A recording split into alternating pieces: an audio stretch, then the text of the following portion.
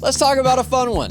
This is the Kirk Hammett Greeny 1959 Les Paul Standard. Let's get into it.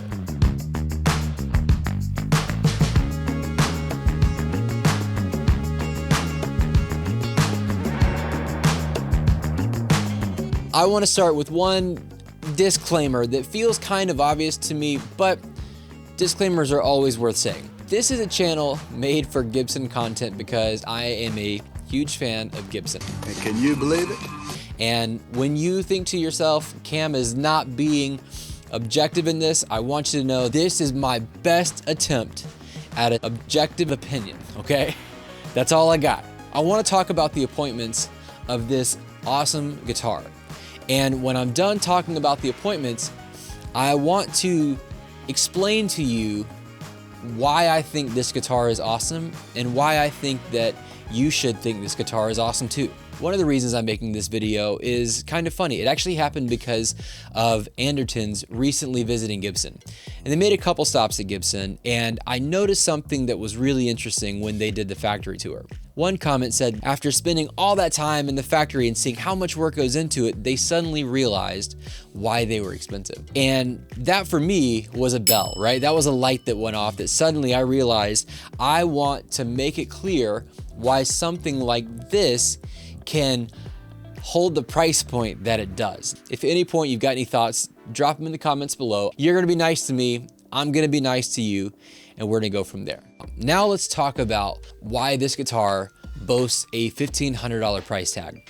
I have seen so many comments that have just hated on this price tag. I've heard in conversations that this is too much money, and I understand, I get it.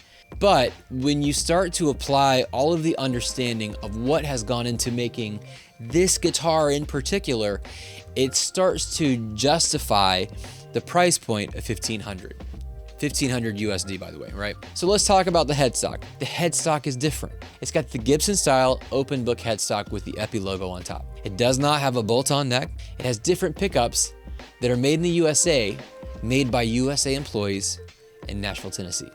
These pickups are then shipped to China to be installed in the guitar.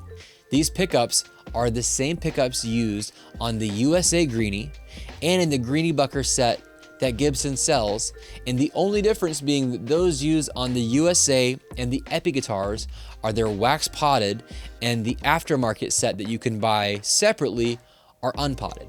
So these go into a guitar that costs $3,200. They're the same ones. The pickup orientation. This neck pickup, it's upside down. The mismatched knobs. The finish. This is an aged gloss finish. It's not satin. This is inspired by Gibson Custom Shop. This is new. The case is different. It's a vintage style with a pink interior. And then there's the Veneer top. Now in the last video I made, someone commented that the Veneer top ruined the guitar, which I think is crazy. And I think it's crazy for two reasons. One, you can't tell the difference, and I hear you, you can. Great, you can. No one believes me. And that Veneer top, instead of it being a maple top, just a straight up maple top, saves you about $500. How is that even possible? This $1,500 guitar, had it been a maple top and not a maple veneer top, would have been a $2,000 guitar. This move saves money. So there's all of these incredible appointments, but this guitar could have been more expensive, and we know that to be true because the sibling guitar to this with Gibson is $31.99 at the time of this video. Okay, so we know that this can be more, but this incredibly high tier quality, unbelievable guitar is actually saving money, because if it were made the same exact way as Gibson, it would have cost more money. Had it been made in Nashville, it would have cost more money. Had it been made with that nitrocellulose finish, it would have cost more money. This guitar is just not as expensive as it could be. One other piece about the aged gloss finish, it's not satin. I know it seems like it, it kind of feels like it, honestly, but it's a different finish. And the reason that it's the aged gloss finish is, if you see Greeny, it's because it is, you know, from 1959. How many years is that? 64 years. That nitro, that particular finish on Greeny wore in such a way now that this top is the best emulation at this price point of where Greeny is today. So go play the Gibson version and you'll see visually they are very, very, very similar. But this is the Epiphone version of that. This is the high quality Epiphone version of where Greeny is in its current state. This is a 1959 Les Paul Standard, right? So it should have a 1959 Les Paul Standard neck on it, but it doesn't. It has a custom Greeny profile neck. The reason it has a custom Greeny profile neck is because Gibson went and attained Greeny from Kirk Hammett and did these crazy witchcraft and science on it to learn everything about it. Double, double, toil and trouble, fire burn and cauldron bubble. Scanned it, photographed it, learned everything, you know, CAT scan, bioscan, everything. And this neck is the neck that is on Greeny right now. This is not a 1959 neck, even though it is a 1959 guitar. This is what you would feel if you picked up Greeny right now, but in the Epiphone version. Now, that's enough of that. Here's my point when I say that. When the process is changed, the research is changed, the development is changed, the labor is changed, the time is changed. When all of these things are changed, the price goes up. And I know that might not be what you want to hear, that all of those changes mean the guitar costs more money, but that means that the guitar is different than the rest. And now another really important part is the quality of this guitar. This guitar is not the same quality that you've ever known with Epiphone.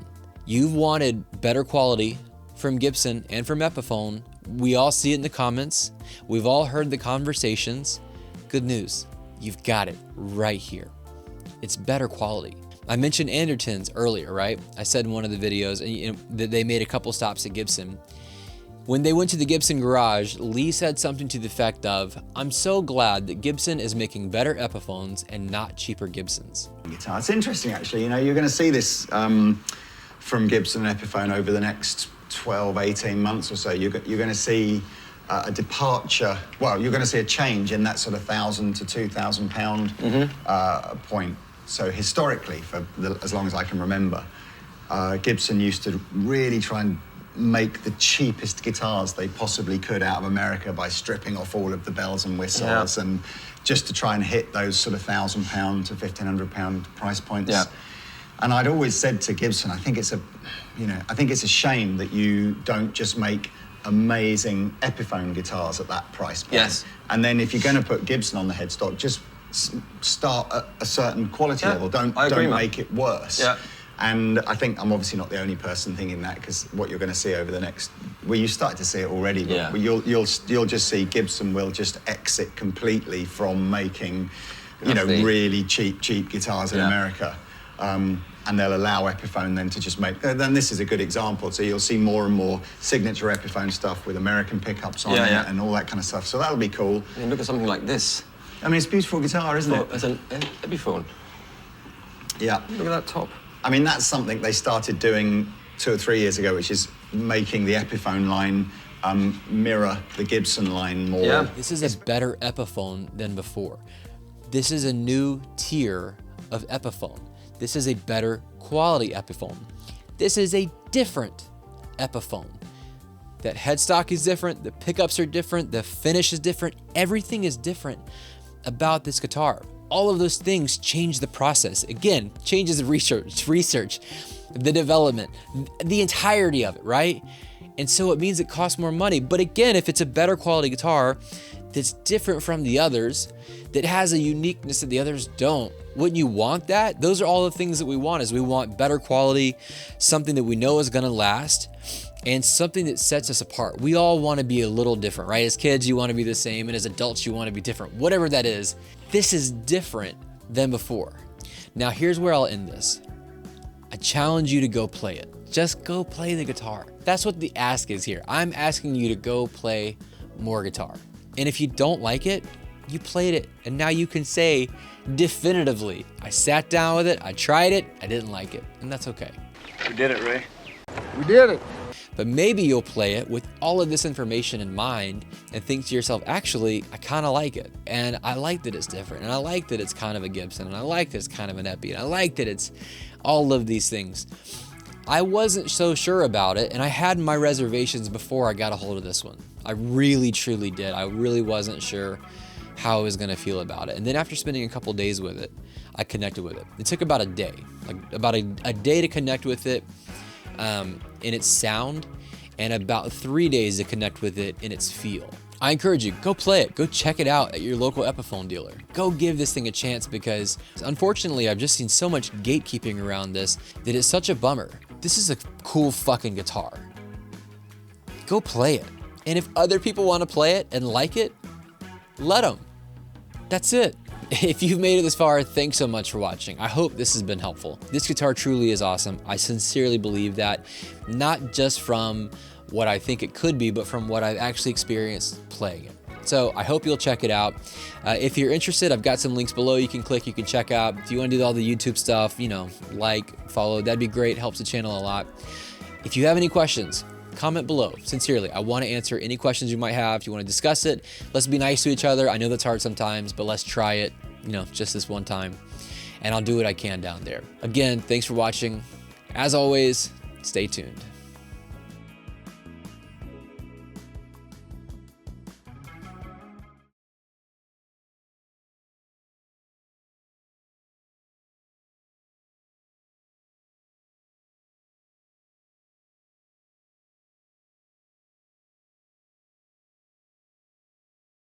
You know, one of the big gripes that guitarists have when collectors buy vintage guitars is that they get hung on a wall and stuffed in a closet and put into a vault, and they never see the light of day again, and they don't get shared with the world. And Kirk went out and took this guitar out of that state and brought it to light and plays it on stage every night and shared it with Gibson so that it could be shared with the world. This has been brought to life because of the very thing that we say should happen to collection guitars. It got brought back.